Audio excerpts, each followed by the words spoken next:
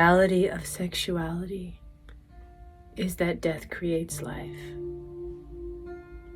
Penetrating the veil of life and death is that we finally come to the realization, which is not mental, that there is no separation between life and death. The path of spirituality is no different than the reality of sexuality, because being on a spiritual path is being on the path of sexual transmutation in our physical body and in our energy body. The energy of the Kundalini is pure, potent, raw sexuality that is not tied to a gender, meaning this is not about a physical attraction. This is about pure life power.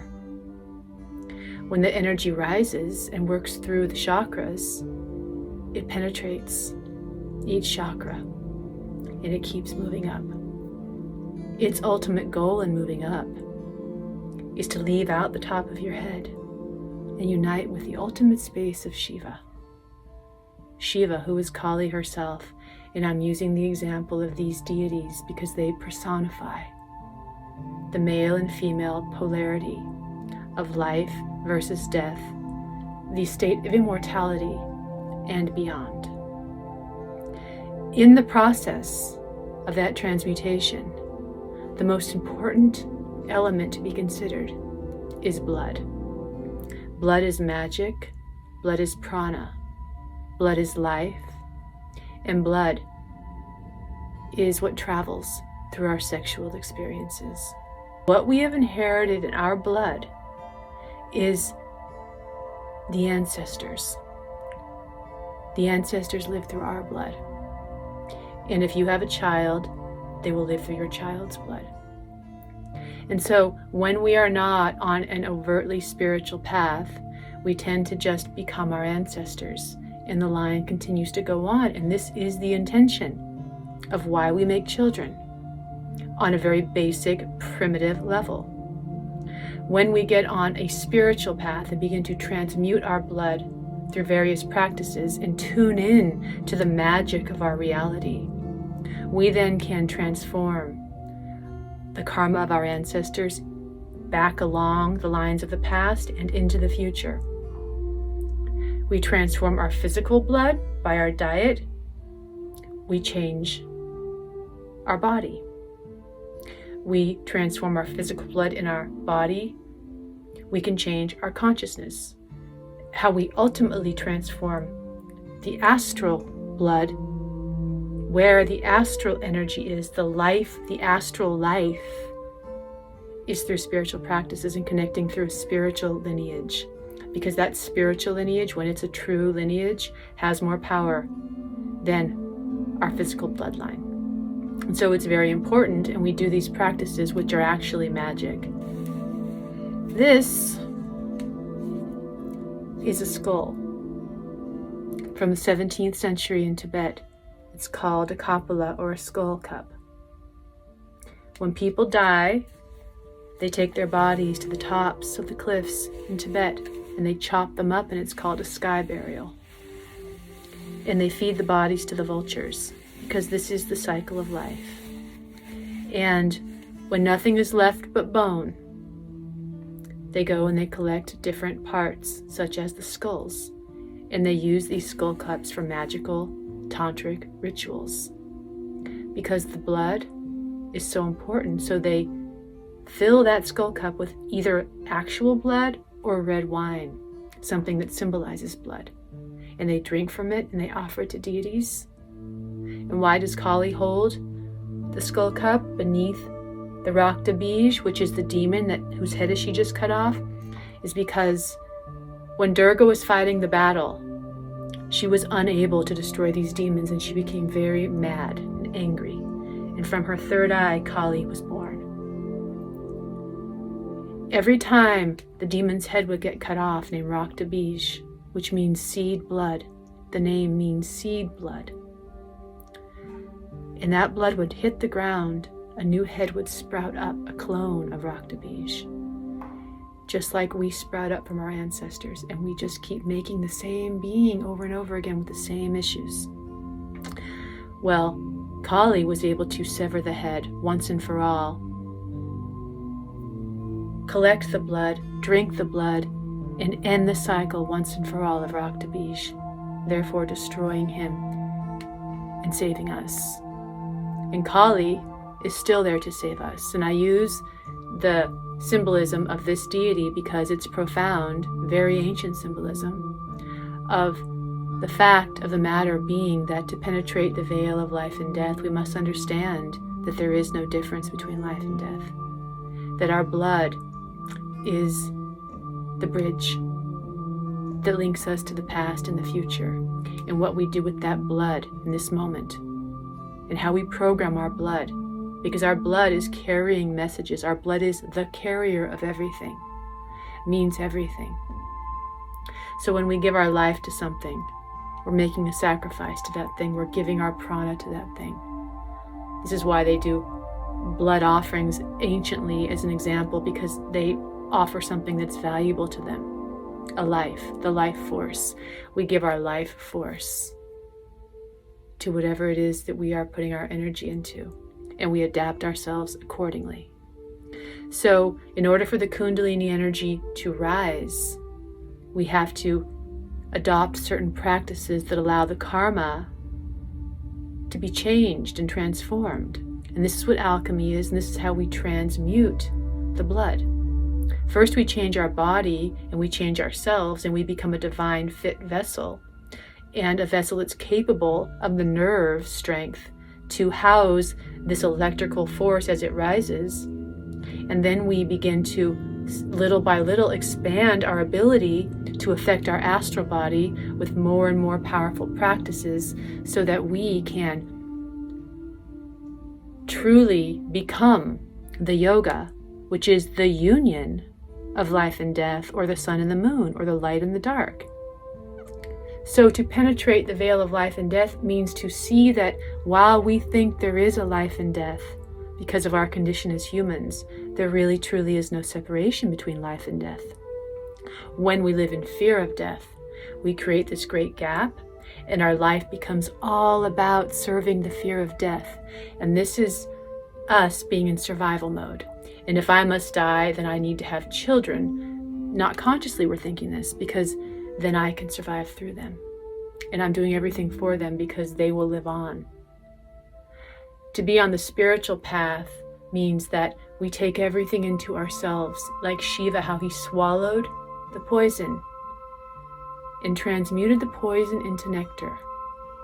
This is what being on the spiritual path means, is that we are able to sit and be with our poison, or whatever is catching up, for whatever reason we carry it, whether it is our karma or karma we've inherited.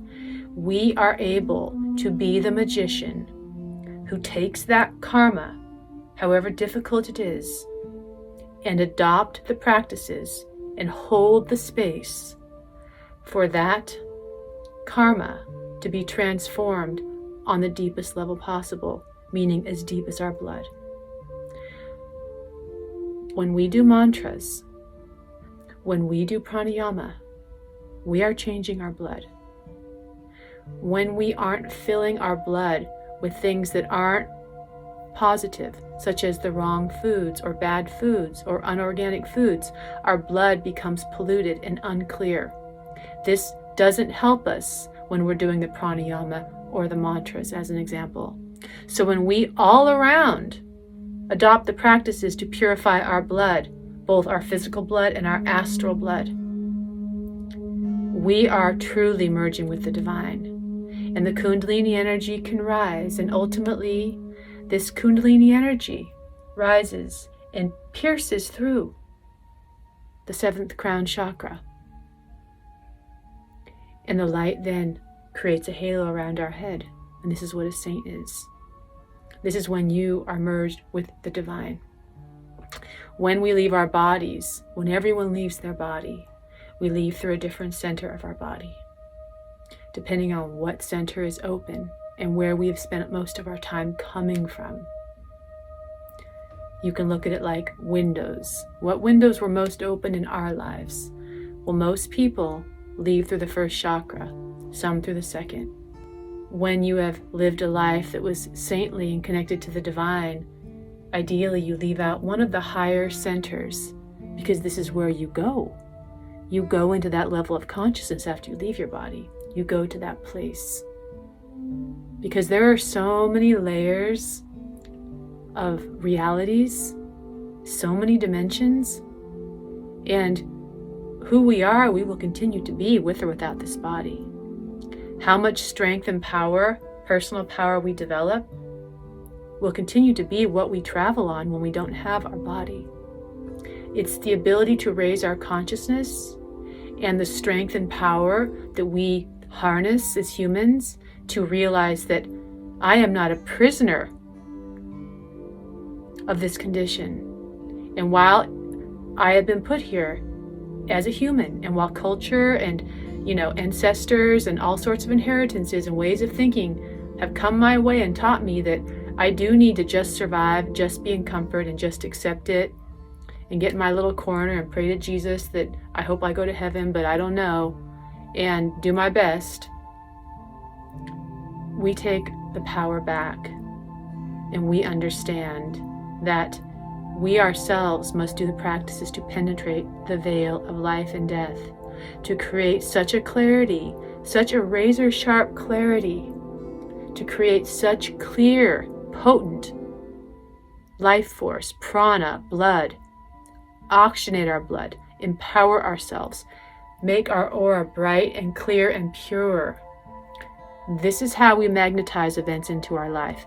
This is how we change not only our own life, our future, our past. This is how we change the lives of everyone who comes around us, and especially people who have the same bloodline as us.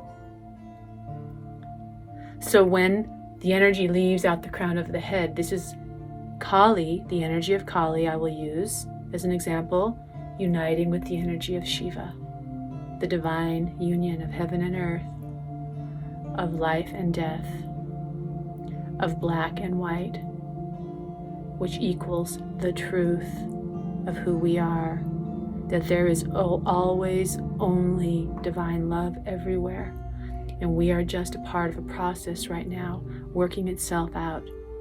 And how we are able to complete this process is by expanding our awareness and by opening up to the practices and realizing that we are not just hanging out on earth trying to be comfortable, get into a relationship and kind of live out our days. We're here on earth to be magicians, and we're here on earth to unite with God and to realize our own divinity. And that takes more than just thinking about it or reading about it. This takes implementing the practices one step at a time, leading with our heart, and not getting complacent or not getting despondent or not getting like, oh, I can't do that, it's too hard for me. You can say those things, but realize when you say them, your ancestors probably were saying them too. When you hear this video, it's because it came to you. Like, it stops here with you. You don't just hear things for no reason. You are holding all the power to create a whole new world. And it's right there, right in front of you, when you realize the potency of our existence and how being in the forces of duality really creates that sharp edge. And when we can fearlessly live on that sharp edge by strengthening our devotion and opening our heart and allowing ourselves the space to open up, by clearing the way, by staying present, we will see the truth that everything is divine, that everything is perfect. Not in our minds, but we will feel the truth, and that truth will break the cycle of life and death.